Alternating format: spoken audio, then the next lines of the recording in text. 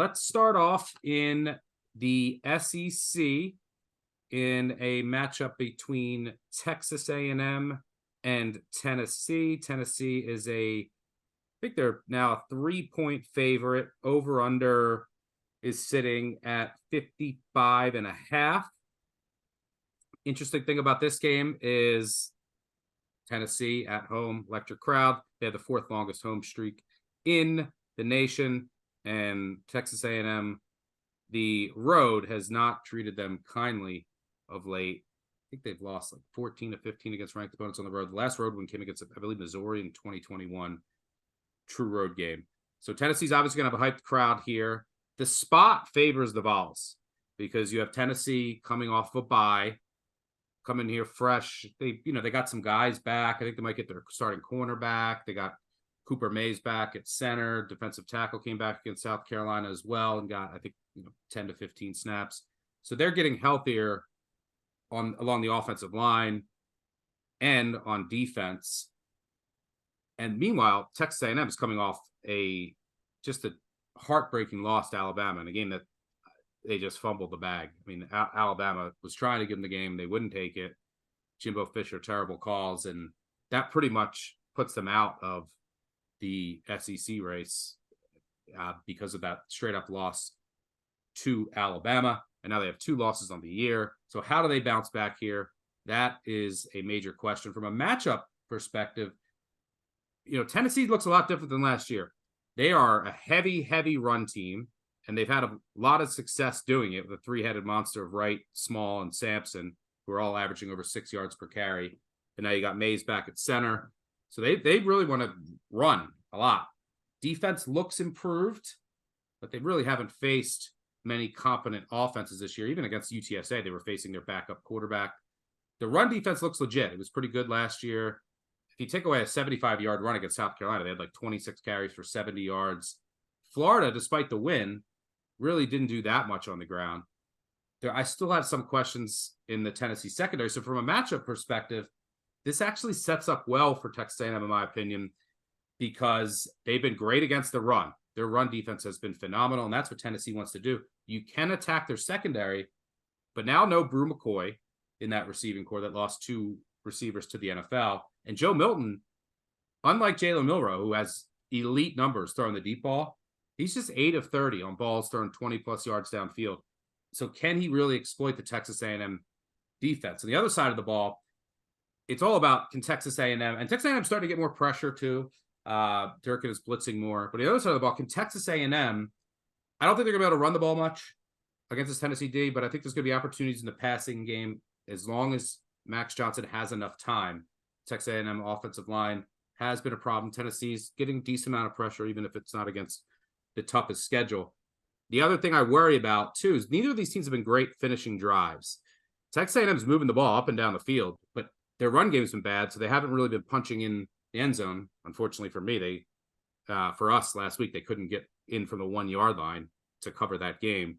Tennessee also, despite a really good run game, hasn't been great finishing drives. So ultimately, when I look at this game, I think that Texas A&M has solid matchup advantages on both sides of the ball, but the spot really favors Tennessee. Can Texas A&M come out here with a focused effort on the road in a hostile environment and pick up the win? What do you see here? We should just blindly be playing spots, right? I mean, it is a part of the handicap, but I cannot get over how much I do not like this Tennessee team. Just a massive difference in strength of schedule here. Texas A&M at 12, Tennessee at 104th. You mentioned all of the advantages that there are for Texas A&M in here, but unlike Bama, Tennessee does have a top 10 havoc allowed rank, meaning they don't let a lot of teams get behind the line of scrimmage. They don't have a lot of interceptions, a lot of PBUs. They don't make a lot of mistakes, but I go back, like the schedule that they faced is just so soft. So you have to ask, is Texas A&M going to get as many freebies when it comes to field position, creating havoc that they did against Alabama?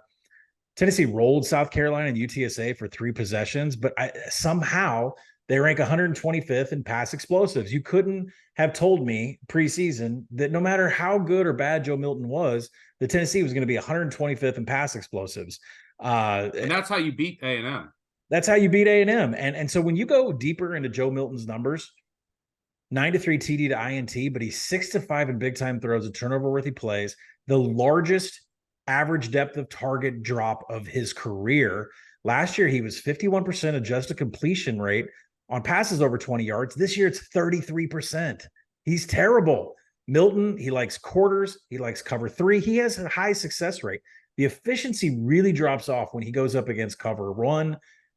Texas A&M is pretty good in all three. They do run cover one. They run cover three quarters. So I believe they'll probably run more cover one because that is what's given Milton so many problems. But I can't get over the fact that the schedule that this Tennessee team has had on offense, they're 95th in quality drives and 61st in finishing drives. Those were cupcakes. Those were just walks in the park. Now, to your right, Texas A&M is struggling to score themselves.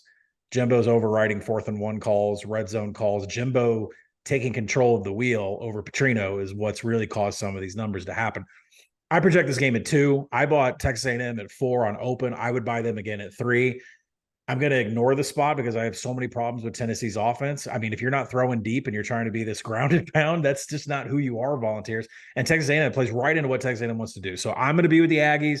Hopefully they rebound off the Bama loss, and maybe Jimbo will just swallow all his papers and let Petrino call the full game. Yeah, I'm going to have, because of the spot, I mean, I'm not too far off this line. I do like the matchup for A&M. It really comes down to, do they come out here fired up? So because of that, I'm probably gonna have A&M in a round robin as a small dog, and I actually like the under at over 55. Yeah, this Tennessee offense is not the same as it's been, and I still think they're, the market is pricing this Tennessee offense as having some explosive passing attack, but it's not there. The accuracy isn't there for Milton. They want to run the ball.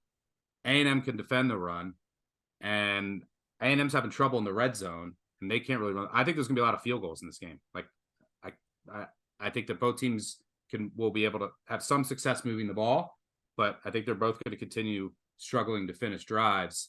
So I think that the under has a bit of value. I'm going to be on that small. That's Texas A&M's whole season. 13th in offensive quality drives. They get down the field, but when they get into scoring position, they're vanilla. Yep.